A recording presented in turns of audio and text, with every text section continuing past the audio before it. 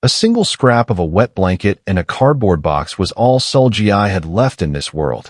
She thought she was just protecting a shivering child from the freezing Seoul rain. She had no idea she was actually shielding the only heir of the Wolf of Midnight, the most feared mafia boss in South Korea. That one night of protection didn't just save a life. It bought her a one-way ticket into a world of silver-plated handguns and blood-stained loyalty. When a Mafia King repays a debt, he doesn't use cash. He offers a crown. This is the story of how a starving runaway became the most protected girl in the underworld. The neon lights of Seoul didn't reach the alley behind the bus station. Here, the only thing that glittered was the oily rain slicking the pavement. Seoul-gi pulled her thin jacket tighter, her knuckles white as she gripped a rusted kitchen knife.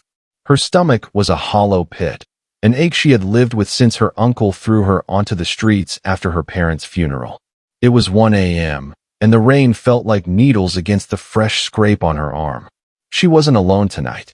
Tucked behind her was a boy no older than 7, wrapped in a damp, expensive wool blanket that was now ruined by the mud. He was Soo-min. He didn't belong here. He belonged in a mansion, not hiding behind a dumpster while a black van with tinted windows circled the block for the 10th time. The van stopped. The engine idled like a growling beast. Seoul-gi stepped forward, her small frame trembling, but her eyes fixed on the street. She was a garbage girl with nothing to lose, standing between a pack of kidnappers and a boy who looked at her like she was a god. She didn't know the men in that van were terrified, not of her, but of the man currently tearing the city apart to find his son. As the door of the van slid open, Seoul-gi realized the wolf wasn't just a bedtime story. And tonight, the wolf was hungry.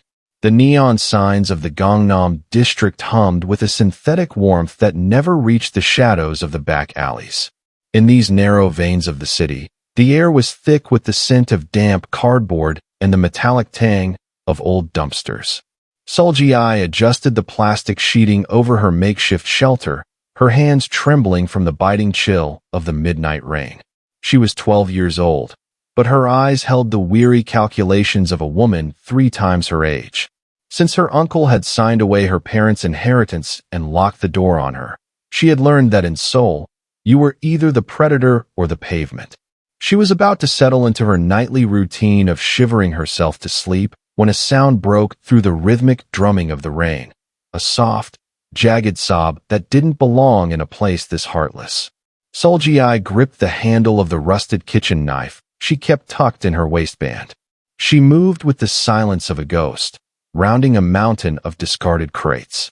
There, huddled against a rusted trash can, was a boy who looked like a fallen star in a gutter. He wore a private school blazer, the kind with gold crests that spoke of chauffeurs and ivory towers, but it was shredded at the shoulder and smeared with black grease. "Go away," the boy whimpered, his voice small and brittle. He was shivering so violently that his teeth clicked together, a frantic, rhythmic sound. He looked at her, and for a moment, Seoul-gi saw a reflection of her own soul on the night her world ended. He wasn't just lost, he was hunted. "I'm not going to hurt you," Seoul-gi whispered, though she kept her hand on the knife. She noticed the way he was clutching a small, leather backpack to his chest, as if it were a shield. "But you can't stay here. The men in the black van, they're looking for the gold on your jacket, not the boy inside it." Soo-min looked up at her, his dark eyes wide and clouded with terror. He had lived a life of silk and security, and the sudden plunge into the grime of the streets had broken something inside him. They said they were taking me to my father," he choked out. "But they didn't go toward the tower. They took the mountain road." Seoul-gi felt a cold prickle of dread. She knew that road. It was where people went when they weren't meant to be found. Without a second thought, she reached out and grabbed his hand. His skin was like ice. "My name is Seoul-gi," she said, her voice turning hard and protective, a tone she usually reserved for herself. "If you want to live to see the sun, you do exactly what I say. The streets don't care who your father is, but I know how to hide from things that bite." She pulled him toward her small cardboard sanctuary, draping her only dry blanket, a thin, pilled fleece, around his shoulders. As he leaned into her, Seeking the warmth of the only person who had looked at him with mercy in 48 hours, Seul-gi looked out at the mouth of the alley. A pair of headlights swept past, slow and searching. The hunt had begun, but for the first time since her parents died, Seul-gi wasn't just running for herself. She was an angel in the dirt, and she would burn the city down before she let them take the boy. The damp walls of the concrete labyrinth became their only world.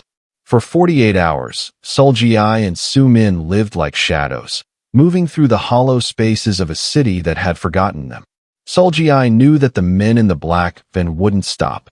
They were professional, cold, and likely more afraid of failing their mission than they were of the law. To keep Su-min safe, she had to teach him the first rule of the gutter. Never walk where you can be seen, and never stay where you can be trapped. The first day was a lesson in camouflage. Seul-gi led him through the steam-filled vents of industrial laundries and the narrow service tunnels beneath the subway. She used a handful of soot from a dead fire to smudge the gold crest on his blazer, turning the symbol of his status into just another piece of street grime. When he cried from hunger, she didn't offer pity. She offered a piece of dried kimbap she had scavenged from a convenience store trash bin and a lecture on silence. "Your stomach doesn't get to talk," she whispered, her eyes scanning the street level through a rusted grate. Not while they're listening. She employed every trick in her survival kit. She moved them through a crowded night market, weaving between the legs of tourists and the steam of tteokbokki stalls, knowing the heat and the chaos would scramble their scent and hide their heat signatures from any high-tech surveillance. She deliberately left one of Su-min's expensive leather shoes in a trash heap 3 blocks in the opposite direction, a false trail to lead the hunters toward the river while they doubled back toward the dense, suffocating tenements of the old district. By the second night, the exhaustion was a physical weight. Su-min's fever had spiked, his breath coming in shallow, ragged hitches. They were hiding in the crawl space of a condemned apartment building, the air smelling of dry rot and ancient dust.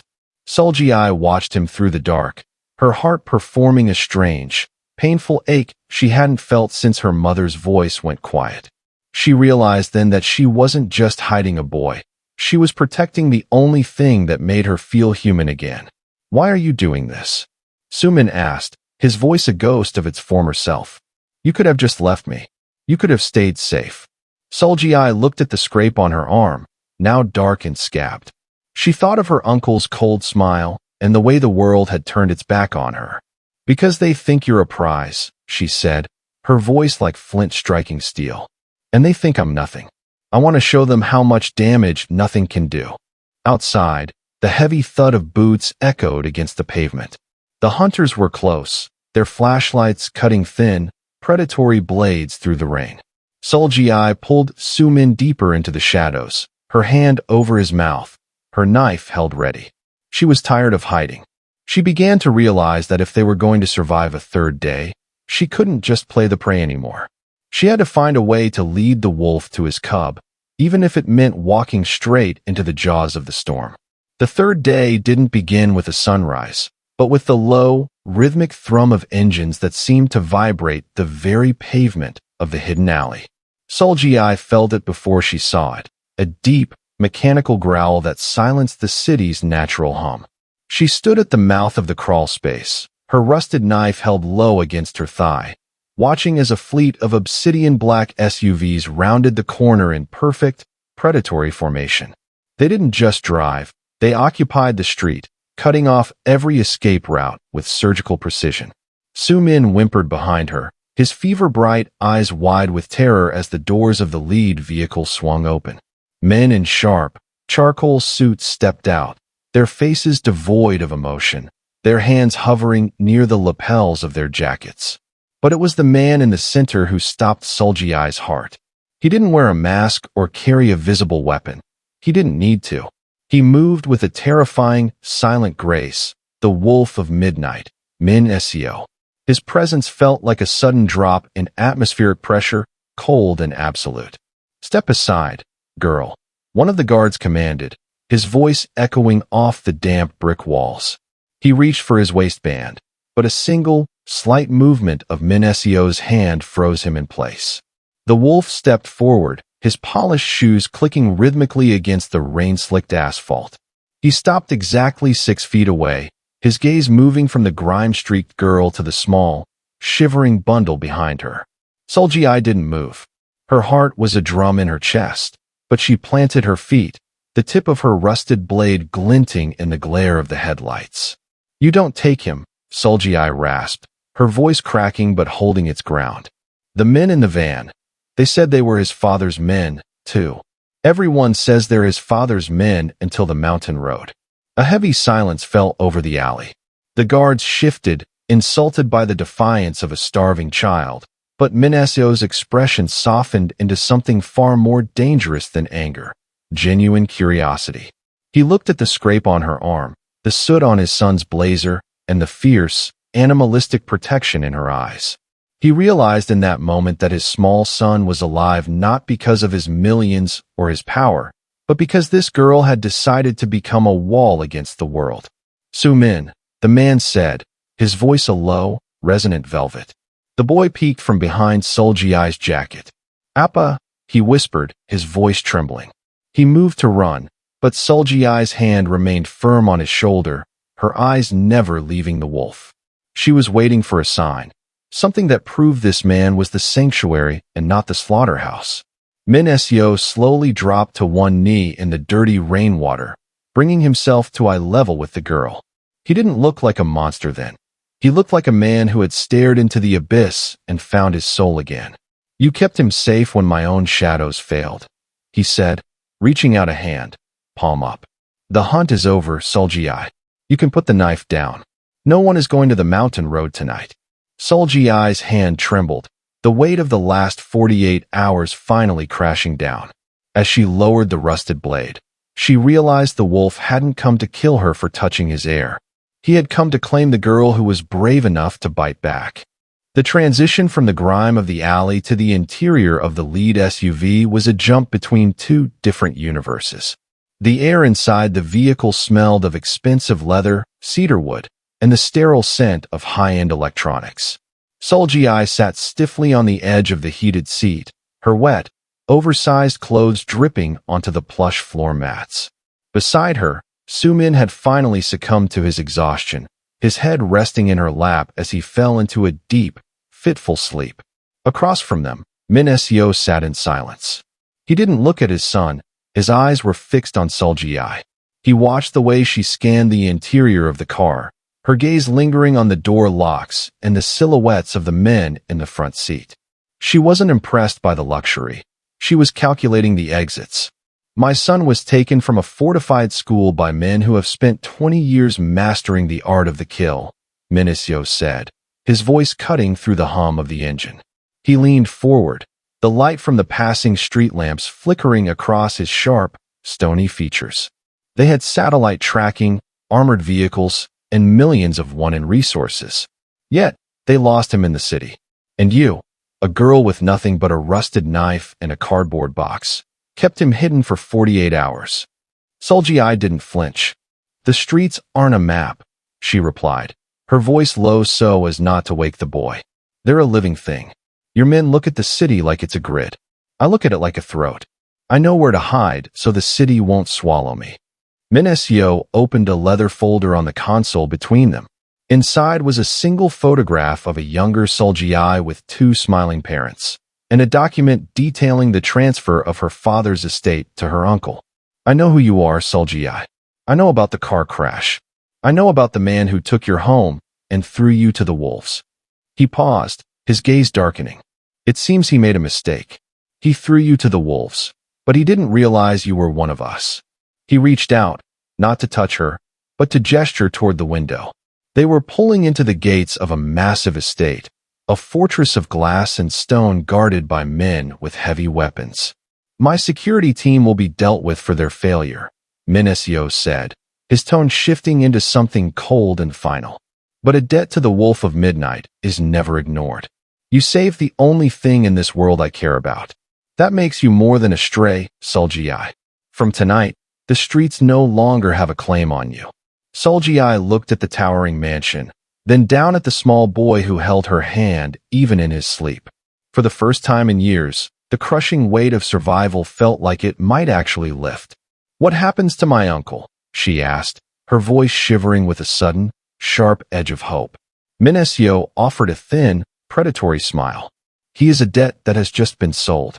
And I am very thorough when it comes to collections." The heavy iron gates of the Moretti estate didn't just close behind them. They sealed off the past with a sound like a guillotine. As the convoy wound up the private drive, Seoul-gi stared out at the manicured grounds. This wasn't just a home. It was a fortress of glass, steel, and silent, watchful men. When the car stopped, Minesio didn't wait for a guard to open the door. He stepped out and reached back, lifting his sleeping son with a tenderness that seemed at odds with the cold efficiency he had shown in the alley. He looked back at Seoul-gi, who remained anchored to the leather seat, her hand still hovering where Su-min's had been. Inside, he commanded. It wasn't a request, but it wasn't a threat either. It was an invitation to a new reality. The foyer was a cathedral of white marble and gold leaf. Seoul-gi felt the grit of the streets beneath her feet, her muddy sneakers leaving ghosts of footprints on the pristine stone. A woman in a sharp suit approached, bowing deeply to Minesio, but her eyes immediately flickered to the bedraggled girl standing in the center of the hall. "Clean her, dress her, and find a room on the second floor," Minesio directed. He then turned to a man standing in the shadows of a pillar, a younger man with a jagged scar running through his eyebrow and eyes that moved with the constant, restless energy of a hawk. "Jinho, you are hers. From this moment, her breath is your responsibility. If a single hair on her head is harmed, do not bother coming to me for mercy." Jinho bowed, his gaze locking onto Seoul-gi with a grim solemnity. Seoul-gi was led up a sweeping staircase to a room that took her breath away. It was larger than the entire apartment she had shared with her parents. There were silk sheets the color of moonlight, a window that looked out over the glowing skyline of Seoul, and a bathroom filled with the scent of jasmine and expensive oils. For the first time in months, she stripped off the layers of grime and the heavy, wet clothes that had become her armor. As the hot water washed away the soot of the alleys and the blood from the scrape on her arm, she felt the garbage girl dissolving down the drain. When she emerged, a new set of clothes was waiting for her, soft cashmere and tailored wool. She looked into the floor-to-ceiling mirror and didn't recognize the girl staring back.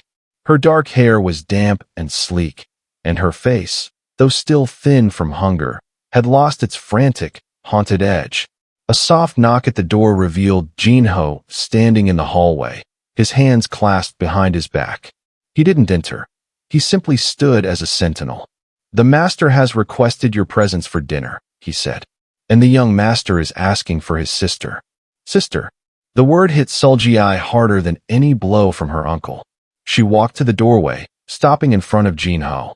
He was nearly twice her height, a living weapon assigned to a child. "I don't have a name here, do I?" she asked quietly. Jinho looked down at her, a flicker of respect crossing his scarred face. "In this house, you are the shadow of the heir. But to the world outside," he paused, "you are the wolf's daughter. That is the only name that matters now." The golden peace of the estate was shattered 2 weeks later by a voice that belonged in a nightmare. Seoul-gi was in the sun-drenched library, helping Su-min with his characters, when the heavy oak doors creaked open. Jinho stepped inside, his hand resting visibly on the hilt of his tactical belt, his face a mask of restrained violence.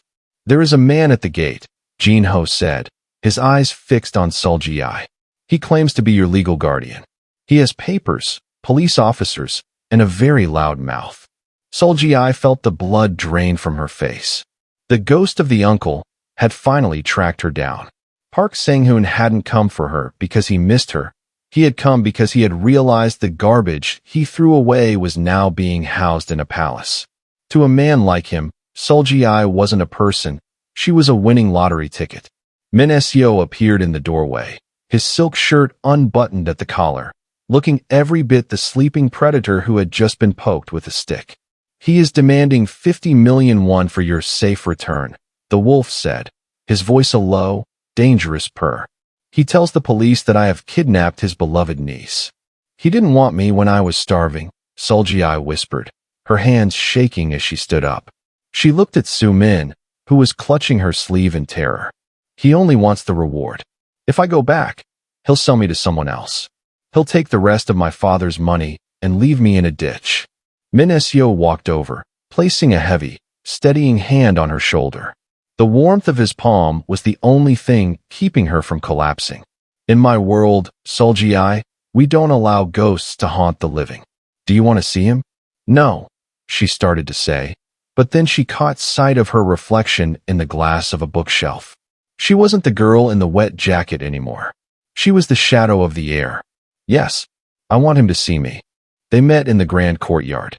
Park Sang-hoon stood near the fountain, looking small and oily in his cheap suit, flanked by two confused-looking local officers. When he saw Seoul-gi in her fine clothes, his eyes lit up with a sickening greed. Seoul-gi, he cried out, feigning tears. I've been searching everywhere. How could you run away to a place like this? Officers, take her. We're going home. Seoul-gi didn't move. She stood behind the line of Min Seo's guards, her face as cold as the marble behind her. I didn't run away, uncle, she said, her voice carrying across the courtyard with a newfound steel. You threw me out. You changed the locks on the day of the funeral. You told me I was a burden. Lies. She's traumatized, Sang-hoon shouted, reaching out as if to grab her. The sound of 20 safety catches being flicked off echoed through the courtyard like a single, sharp crack of thunder. Every guard drew their weapon in unison. The police officers froze, realizing they were drastically outgunned and on the wrong side of a very private war. Min Seo stepped forward, eclipsing the sun. He didn't look at the police. He looked only at the uncle. The girl has made her choice, the wolf said. And I have made mine. You can leave now with your life, or you can stay and become part of the foundation of my new guest house. Which will it be? Sang-hoon stumbled back, his greed finally eclipsed by a primal, colon-deep fear.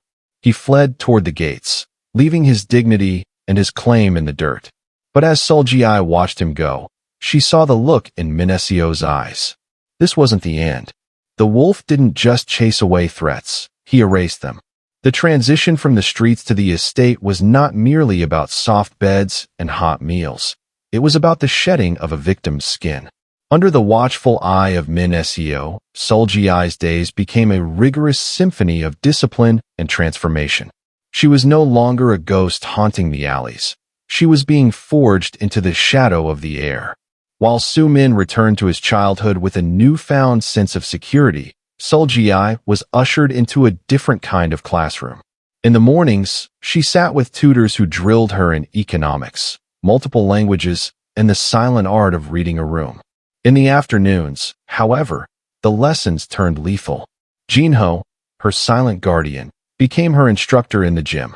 He taught her that a rusted kitchen knife was a weapon of desperation, but a calm mind and a calculated strike were the weapons of a ruler. He showed her how to use her small stature as an advantage, how to find the pressure points of a man twice her size, and how to never blink in the face of a threat. You are not astray anymore, Seoul-gi, Jinho told her one evening after she had successfully disarmed him during a sparring session. His scarred eyebrow twitched in a rare display of approval. A stray bites because it is afraid. A wolf bites because it has chosen its target. Fear is a luxury you can no longer afford.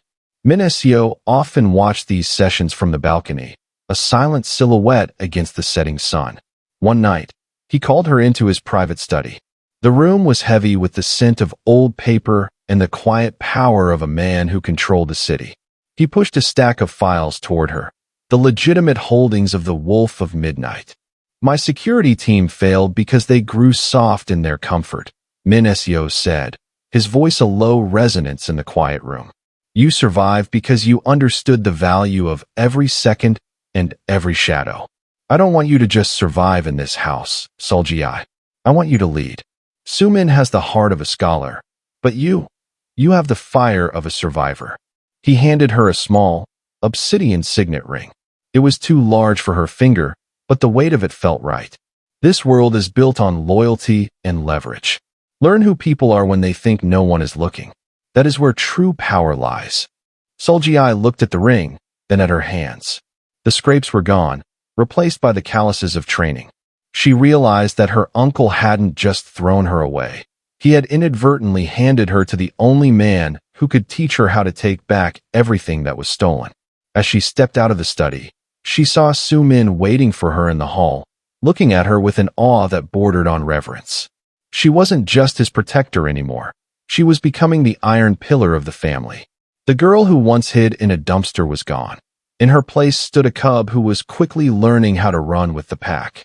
The neighborhood where Seoul-gi's parents had once lived was quiet, the kind of silence that suggested the residents were experts at looking the other way. It was midnight when the fleet of black sedans rolled onto the street, their headlights extinguished, moving like ink through water. Park Sang-hoon was slumped on the sofa in his stolen living room, surrounded by empty bottles and the lingering scent of greed. When the front door didn't just open, it ceased to exist. The wood splintered under the force of a tactical breach, and before he could even scream, the room was flooded with the cold, clinical light of heavy-duty flashlights. Min-seo walked into the room, his long coat sweeping the floor. Behind him stood Jin-ho, and, to Sang-hoon's horror, Seul-gi. She was dressed in charcoal silk, her face a mask of porcelain indifference. She didn't look like the child he had shoved into the rain. She looked like the person who would decide if he lived to see the sunrise.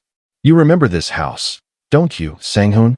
Min-seo asked, his voice a low, terrifying vibration. He ran a gloved hand along the mantel where a photo of Seoul-gi's parents used to sit. "It's a beautiful place to grow old.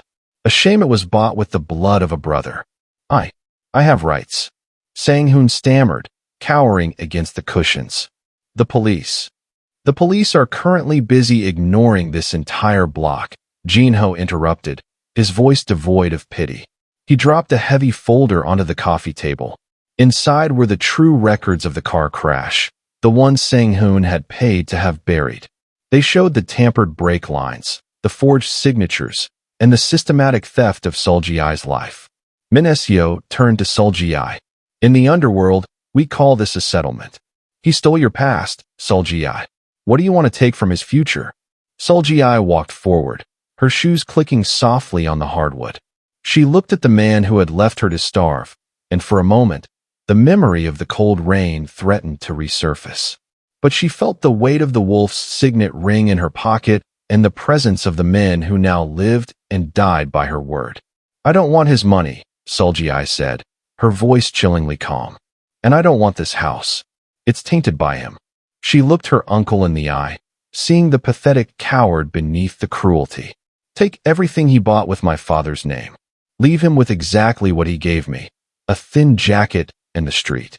If I ever see him within the city limits again, the debt will be considered unpaid." Min-seo signaled to his men. As Sang-hoon was dragged out into the night, screaming about mercy he had never shown, the wolf looked at his protege with a grim sense of pride. The accounts were settled, but the transformation was complete. She hadn't just sought revenge, she had exercised power. "Let's go," Seoul-gi said, turning her back on the house forever. "Su-min is waiting for us." As the convoy departed, the lights in the house flickered out for the last time. The ghost of the uncle was gone, and the daughter of the wolf was finally going home. The glass walls of the Shinhwa Tower boardroom offered a panoramic view of Seoul, a city that now looked less like a graveyard and more like a kingdom. 6 months had passed since the night in the rain, and the transformation was complete. Seoul-gi stood by the floor-to-ceiling window, her silhouette sharp and commanding in a tailored suit of midnight blue. Beside her, Su-min adjusted his tie, his posture straight, the tremor that once defined him replaced by a quiet, focused confidence. The room was filled with the heavyweights of the syndicate, men who had spent their lives measuring power in blood and bullets. They sat in silence, their eyes moving between the empty head chair and the 2 children who had become the heart of the wolf's inner circle. When the doors finally hissed open, Min-seo walked in, but he didn't take his usual seat. Instead, he stood between Seoul-gi and Su-min, placing a hand on each of their shoulders. "In the past, this family stayed in the shadows because we feared the light." Min-seo's voice resonated, cold and absolute. But survival isn't enough anymore. To rule, you must be able to walk in both worlds. My son will be the mind of this empire, but Seul-gi is the shield that ensures its future. Seul-gi stepped forward, her gaze sweeping over the hardened faces of the board members. She didn't look like a girl who had once slept in a cardboard box. She looked like a predator who had found her pack. She pulled a digital tablet from the mahogany table, displaying the projected growth of their legitimate shipping and tech arms, divisions she had personally overseen with the same ruthless efficiency she had used to navigate the back alleys. We are not just a name in the dark anymore, Seul-gi said, her voice steady and echoing with the steel of a leader. We are the infrastructure of this city, and anyone who threatens the stability of this house, whether from the streets or from the board, will find out exactly how a wolf handles a threat. The silence that followed was one of total submission. One by one, the men who had once scoffed at the idea of a stray entering their ranks bowed their heads. They saw in her what Min Seo had seen that first night, a loyalty that couldn't be bought and a courage that had been forged in the coldest fire. As the meeting adjourned, Su Min leaned toward her, a small, genuine smile breaking through his serious expression. Are we going home now? He whispered. Seul-gi looked out at the city, the rain beginning to streak the glass just as it had the night they met. But this time, she didn't feel the cold. She felt the warmth of the empire she was helping to build. Yes, she said, her hand resting briefly on the obsidian signet ring that now fit her perfectly. We're going home. That was the story of the girl who had nothing and the boy who had too much to lose. It was a story that proved that in a world of monsters, a single act of kindness isn't just a gesture. It's the foundation of a throne. The Wolf of Midnight had found his daughter, and Seoul would never be the same again.